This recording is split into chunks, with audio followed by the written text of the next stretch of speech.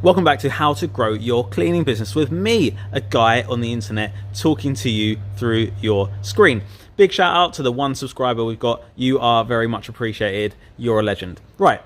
When you're growing your cleaning business, you're going to run into multiple problems, most likely, unless you get really lucky. But let's be real, we're not gonna get lucky all of the time. So, part of growing a business is scaling. And when you have a cleaning business, the way you scale is by completing more cleaning jobs. But to complete more cleaning jobs, you're gonna need staff, and you're gonna need more staff. Because let's be real, if you're doing the cleaning yourself, you can only do a number of jobs per day, and that number is set. You can't make more time, unfortunately, and you can't multiply yourself. So you're going to have to employ staff. Now, this can be tricky, and I would say this is the greatest challenge I have had in running my cleaning business, full stop.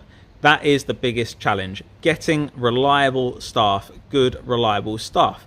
And I want to just run you through a couple of the issues I have had and things that I would do differently to resolve these issues. So, the main issue I had wasn't having bad staff or staff that didn't turn up.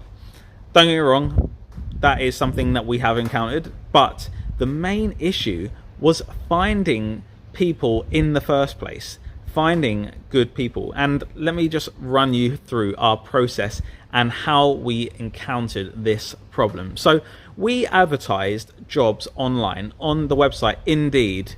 So it's a very famous job website, and you can post job adverts for free, and you can pay to have those adverts boosted, and you can get them prioritized in the search results. So we did those things, and we got lots and lots and lots of applications. I was actually very surprised at the number of applications, because I was led to believe that there was a huge shortage of labor.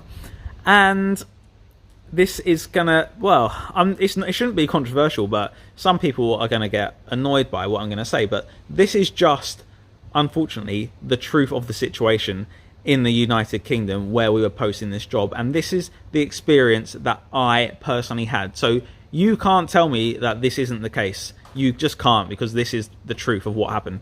So I had a huge amount of applications. We're talking about 100 applications for one cleaning job. So the type of cleaning that we predominantly do in my business is end of tenancy cleaning, so deep cleaning. So you'd spend pretty much a whole day cleaning one house, quite often, maybe two at a push, but we wouldn't be doing multiple jobs per day in general.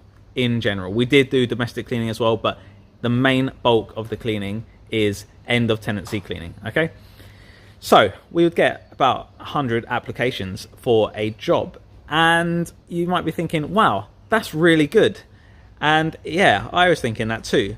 But the way we would do our job application process and handling those applications is, I'd first give the applicants a call. I'd obviously look through their experience and their CV, but I'd give them a call and I'd just have a little chat with them. If we were both happy, the next step would be that I would invite them along to a trial day. So they would have a trial shift, essentially. So they could come along and see how they got on, how they liked it, and we could obviously see if they were suitable for our requirements as well. And the reason we do that is it is for both parties, because it's very hard work. It's very physically straining, as you are aware, and it might just not be for them, because a lot of people have cleaning experience but maybe not end of tenancy cleaning experience, and it's a different type of cleaning. And I'm not saying it's more strenuous, but it is very strenuous and a lot goes into it, and it's long hours. It can be long hours. So it's to see that we're both happy. Now, here's the first problem.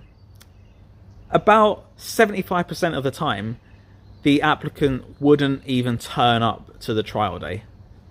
And unfortunately, this is very common. And I've spoken to a lot of business owners in similar industries or the same industry. And there is a theory for this, and I'm going to say theory because I don't know 100% that this is the reason, but it is the reason. I've spoken to a lot of people about this. And the reason for this, unfortunately, is if you are in the UK and you are claiming certain benefits, I don't know what the benefits are, but basically, I probably don't need to explain this to you, but you can get free money from the government when you're on job seekers allowance, or I don't know if it's still called that, but the equivalent of job seekers the equivalent of job seekers allowance, if it isn't still called that. You get a set amount of money, I think, on a weekly basis, and the kind of terms of that are that you have to be applying for jobs, you're seeking jobs. Now what happens, unfortunately, for business owners is a lot of the applicants that you're getting are from people on job seekers allowance. Makes sense, right? They haven't got a job, so they're looking for a job. Now, they're not truly seeking a job quite often.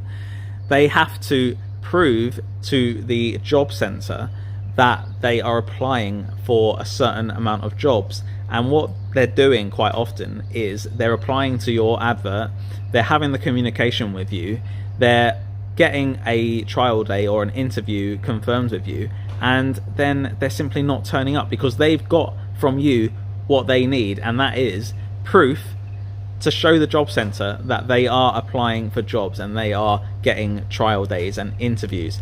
The fact that they don't turn up doesn't matter.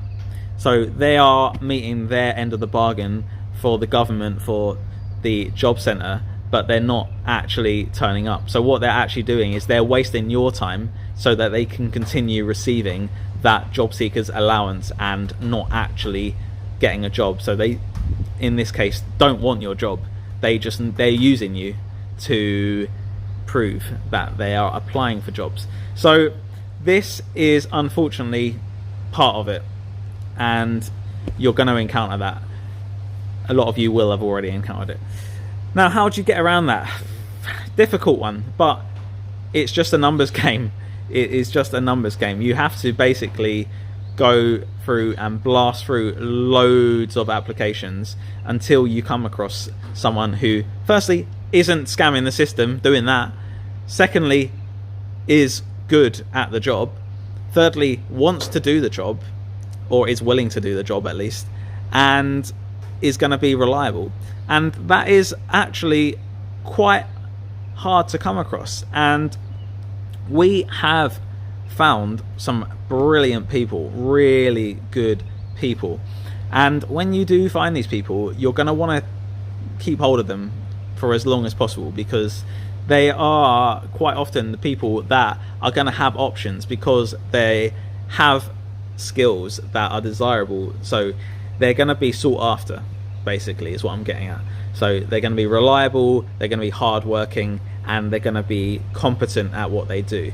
And yeah, it's quite difficult to find these sort of people that are willing to do the sort of work you need them to do, and that's just part of the problem. So that is kind of the main issue you're going to run into when you're trying to grow your cleaning business. And yeah, it's a numbers game. It is a numbers game. So you're going to have to just keep on churning through until you find those good people. But they are out there. They are out there. And it might be a case of you're going to have to tweak some numbers, and you're going to have to offer more money, and maybe you're going to have to up your prices, because that is going to be one of the struggles, unfortunately. So that is today's video done with. Shout out to the one subscriber. You are an absolute legend. If you like this video, please hit the like button, subscribe to the channel, do all that YouTube stuff, hit the notification bell if you want, whatever, and I'll see you next time with some more tips on how to grow your cleaning business. Thank you very much. The end.